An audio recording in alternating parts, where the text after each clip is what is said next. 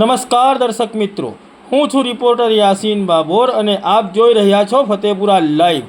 આજના મહત્વના સમાચારની વાત કરીએ તો ફોર વ્હીલર ગાડીઓમાં 70%થી ઓછી દ્રશ્યતા ધરાવતા કાળા કાચવાળી ગાડીઓમાંથી ફતેપુરા પોલીસ દ્વારા કાળી ફિલ્મો દૂર કરવામાં આવી, તેમજ ટ્રેક્ટરની ટ્રોલી અને ટ્રેક્ટર પર લાલ કલરની રેડિયમ લગાડવામાં આવી।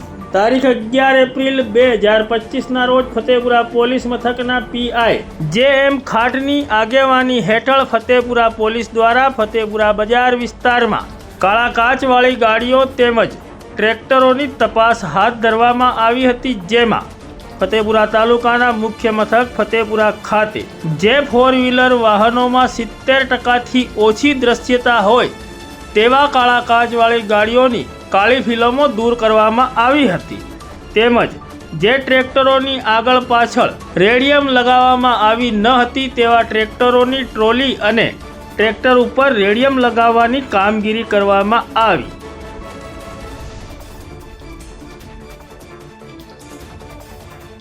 આવી 70%થી ઓછી દ્રશ્યતા ધરાવતા કાળા કાચવાળી ગાડીઓની સઘન તપાસ કરવામાં આવશે અને આવી તમામ ગાડીઓમાંથી કાળી ફિલ્મો દૂર કરવામાં આવશે અને આવા વાહન ચાલકો સામે કાયદેસરની કાર્યવાહી કરવામાં આવશે।